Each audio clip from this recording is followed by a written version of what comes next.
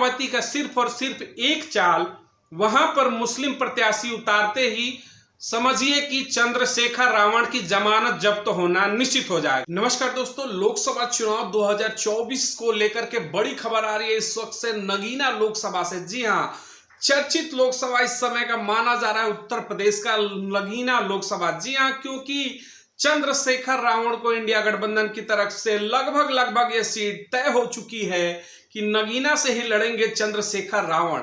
लेकिन सबसे बड़ी जो खबर आ रही है बहन मायावती को लेकर के, बहन मायावती का जो बड़ा दाव है वो नगीना में कहीं ना कहीं चंद्रशेखर रावण की मुश्किलें खड़ी कर देगा।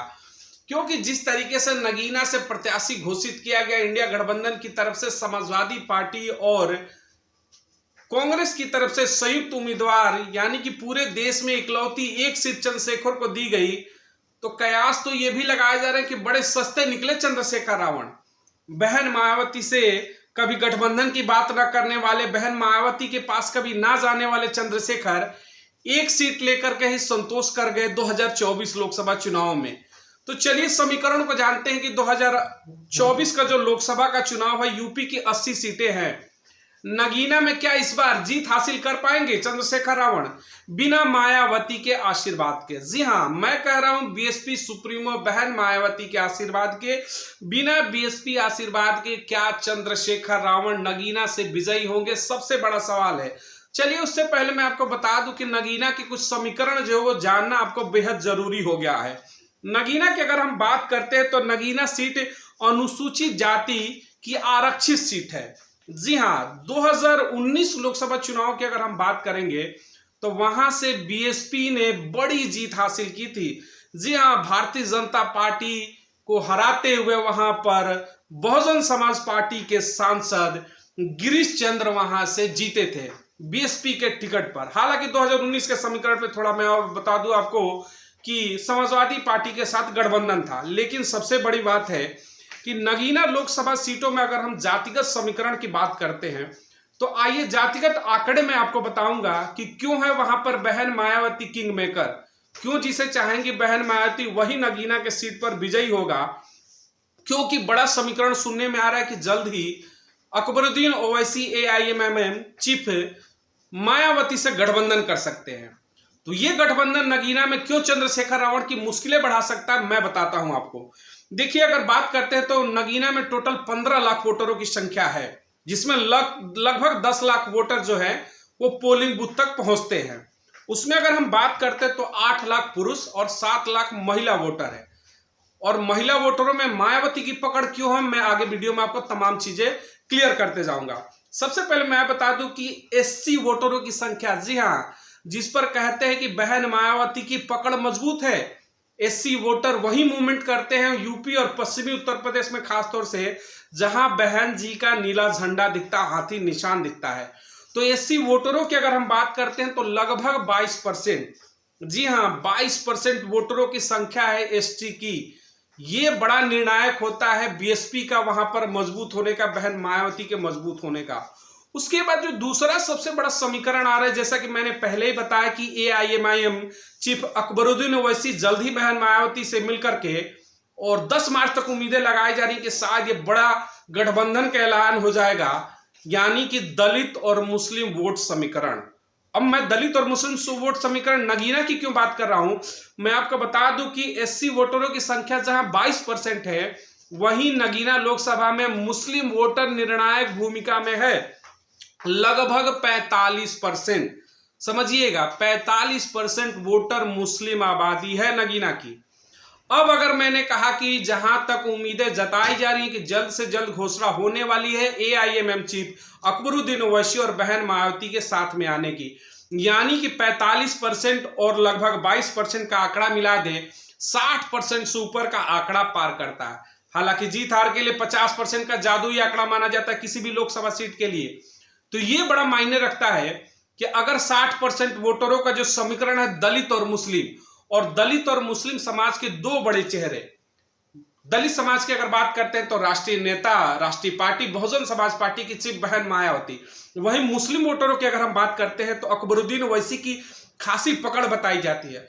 खास तौर से मुस्लिम युवा जो है वो बहुत फॉलो करते हैं अकबरुद्दीन ओवैसी को। तो ओवैसी के आने से कहीं ना कहीं जो मुस्लिम और दलित का फैक्टर है वो नगीना सीट पर कहीं ना कहीं बड़ी राजनीति खेल जाएगा, जिसमें कहीं ना कहीं फंसते हुए नजर आएंगे बुरी तरीके से चंद्रशेखर रावण। अब सवाल यह है कि चंद्रशेखर रावण नगीना से जीतेंगे कैसे। अगर चंद्रशेखर रावण को जीतना है तो फिर इंडिया गठबंधन जिसमें वो शामिल है, कहते हैं कि भाई कांग्रेस है, समाजवादी पार्टी, उससे निकल करके बहन मायावती के साथ खुलकर आना होगा, मायावती का समर्थन करना होगा। तो फिर शायद मायावती नगीना सीट खाली रखे, तब उम्मीदें जगाई जा सकती है कि चंद्रशेखर रावण नगीना से जीत पाएंगे। अदरवाइज कोई समीकरण नहीं बैठता है कि चंद्रशेखर रावण जीतेंगे। यदि मायावती ने मुस्लिम चेहरा नगीना लोकसभा में उतारती हैं, बड़ी दिक्कतों में आ जाएंगे फिर गठबंधन के लोग, क्योंकि मुस्लिम वोट बैंक कहा था मैंने 45%, एससी वोटरों की संख्या 22%। यानी अगर मायावती किसी मुस्लिम चेहरे को नगीना से उतारती है तो चंद्रशेखर रावण की मुश्किलें बढ़नी तय हो जाएंगी।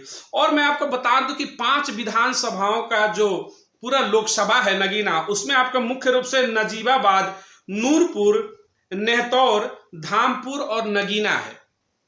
22 के चुनाव में भी बड़े समीकरण वहां पर देखने को मिले थे। हालांकि मैं आपको बता दूं कि 2019 का जो लोकसभा चुनाव हुआ उसमें 63% वोट वहां पर पड़े थे। लेकिन सबसे बड़ा एक फैक्टर और सामने नगीना से निकलकर आ रहा है कि ग्रामीण वोटरों की अगर हम बात करते तो 72% ग्रामीण वोटरों की संख्या है नगीना लोकसभा में। और समझिएगा कि जो ग्रामीण वोटर होते हैं उसमें कहीं ना कहीं भारतीय जनता पार्टी की मजबूत पकड़ नहीं होती है। शहर में कहते हैं कि भाई शहरी पार्टियों में रह गई है भारतीय जनता पार्टी, पकड़ ज्यादा होती है। लेकिन ग्रामीण अंचल की अगर हम बात करते हैं तो फिर उसमें दलित और मुस्लिम समाज में बहन मायावती की पकड़, बीएसपी की पकड़ मजबूत हो जाती है।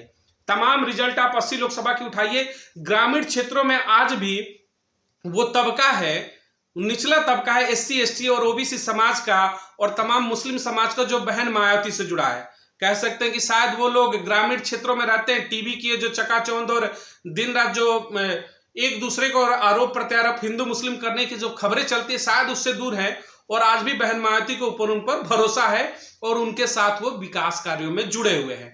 तो बड़ी पकड़ वहां पर ये हो जाती है कि 72% लगभग ग्रामीण वोट है, ये भी समीकरण बिगाड़ता है। वहीं अगर हम बात करें तो 2019 में जिस तरीके से गिरीश चंद्र ने वहां पर मतलब लगभग 65% से ऊपर पोलिंग पा करके विजयी हुए थे, एक बड़ा समीकरण है। अब विधानसभा अगर 2022 की हम थोड़ा नजर डालते हैं, इससे कुछ आंकड़े आपके सामने एकदम क्लियर हो जाएंगे कि क्यों मायावती वहां पर निर्णायक भूमिका में होंगी। देखिए, भारतीय जनता पार्टी को 36% वोट मिले थे 2022 विधानसभा चुनाव में, जो हालिया कुछ साल पहले हुआ।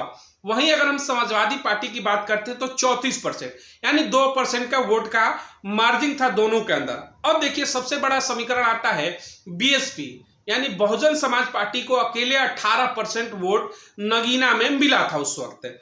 और अब बात करते हैं कांग्रेस की, जिसके साथ इंडिया गठबंधन के अलायंस में इस समय चंद्रशेखर रावण को नगीना का प्रत्याशी बनाया गया है। उसको सिर्फ और सिर्फ 0.6% वोट मिले थे। समझिए, जो वोट है वहां पर समाजवादी पार्टी, बाकी 0.6% कांग्रेस, यानी कांग्रेस वहां पर 0 है। वहीं अगर आरएलडी की हम बात करते हैं, जो अब बीजेपी के गठबंधन में लगभग जा चुके हैं, इंडिया गठबंधन छोड़ के, उन्होंने 7% वोट हासिल किया था। लेकिन ये सारे समीकरण में आप ध्यान देंगे तो बीएसपी क्यों मजबूत होती हुई नजर आ रही है, क्योंकि मुस्लिम आबादी जो है इस बार कहीं ना कहीं इंडिया गठबंधन और समाजवादी पार्टी से अलग होकर के मायावती के साथ एक बड़ी तादाद में मुस्लिम आबादी अब अपनी तीसरे मोर्चे की पसंद के रूप में मायावती को पसंद कर रही है। इस वजह से अगर मुस्लिम समीकरण समाजवादी पार्टी से हट जाता है तो 18% का जो 2022 का आंकड़ा है बसपा का, और एआईएम चीफ अकबरुद्दीन ओवैसी अगर बहन मायावती के साथ जिस तरीके से गठबंधन के अटकलें हैं जल्द ही घोषणा होने वाली है, तो दलित मुस्लिम समीकरण 62% वोटों के साथ नगीना में सबसे टॉप पर रहेगा। और अगर यह समीकरण बैठ जाता है तो फिर चंद्रशेखर रावण वहां पर बुरी तरीके से चुनाव हारेंगे। अब चुनाव जीतने का सिर्फ और सिर्फ एक ही वहां पर मामला बचता है कि इंडिया गठबंधन को छोड़ करके और चंद्रशेखर रावण बहन मायावती के समर्थन में आ जाए, खुल करके 80 लोकसभा सीटों में देश में बीएसपी के लिए प्रचार प्रसार अगर करते हैं तो लोकसभा की सीट जो नगीना है वो जीतना उनके लिए आसान हो जाएगा, क्योंकि वहां पर फिर प्रत्याशी बसपा नहीं उतारेगी। वरना मायावती का सिर्फ और सिर्फ एक चाल, वहां पर मुस्लिम प्रत्याशी उतारते ही समझिए कि चंद्रशेखर रावण की जमानत जब्त होना निश्चित हो जाएगा, क्योंकि भारतीय जनता पार्टी भी वहां पर 38% वोटों के साथ मजबूत स्थिति में है। तो समझिएगा कि वोटरों की जो बात है, अगर उसमें मुस्लिम प्रत्याशी अगर बीएसपी की तरफ से केवल उतार दिया जाता है तो कहीं ना कहीं चंद्रशेखर रावण की मुश्किलें बढ़ जाएंगी और इंडिया गठबंधन को बुरी हार का सामना करना पड़ सकता है।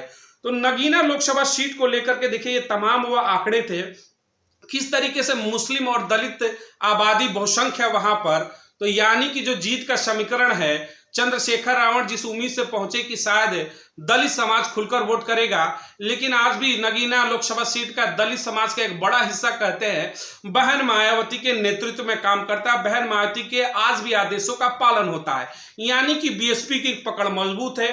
वहीं मुस्लिम वोटर अगर 45% की बात करेंगे तो वो भी एआईएमएम चीफ ओवैसी के आने के साथ मजबूत हो जाएगी। और जिस तरीके से मुस्लिम समाज धीरे धीरे बहन मायावती के नेतृत्व में यूपी में आगे बढ़ रहा है, कहीं ना कहीं बड़ा सवाल खड़ा कर रहा है कि नगीना लोकसभा की सीट जो इस बार हॉट सीटों में गिनी जाएंगी यूपी की, लेकिन चंद्रशेखर रावण की मुश्किलें बढ़ती नजर आ रही है।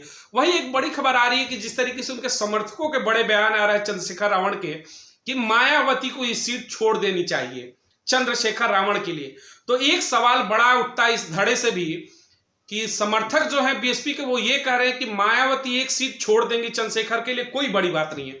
लेकिन सवाल ये उठता है कि अगर मायावती नगीना लोकसभा सीट ब्लैंक करती है चंद्रशेखर रावण के लिए, तो फिर चंद्रशेखर रावण इंडिया गठबंधन यानी कि अखिलेश यादव, समाजवादी पार्टी और कांग्रेस के लिए बाकी की 80 सीटों पर बसपा का विरोध में प्रचार करेंगे, तो फिर ये मुमकिन कैसे है कि आप 80 लोकसभा सीटों में बहन मायावती का विरोध करेंगे, देश भर में बसपा का विरोध करेंगे और बसपा आपको एक सीट नगीना का कैसे छोड़े। तो इसका सीधा सीधा एक ही मामला निकलता है कि यदि बसपा में वापसी कर जाते हैं चंद्रशेखर रावण तो शायद उनके लिए वापसी मुश्किल हो, आराम रहेगा। जिस तरीके से अगर चाहे तो बड़े मार्जिन के साथ लोकसभा की सीट को नगीना को निकाल करके जीत करके और लोकसभा पहुंचने का जो रास्ता है उसे क्लियर कर पाएंगे। वैसे भी कहते हैं कि यूपी वो राज्य है जहां से प्रधानमंत्री के जाने का गलियारा गुजरता है। जी हाँ, 80 लोकसभा की सीटें हैं, कहते हैं कि रेड कारपेट है। यूपी जीता तो समझो कि केंद्र की सत्ता में आपकी भागीदारी बन जाएगी।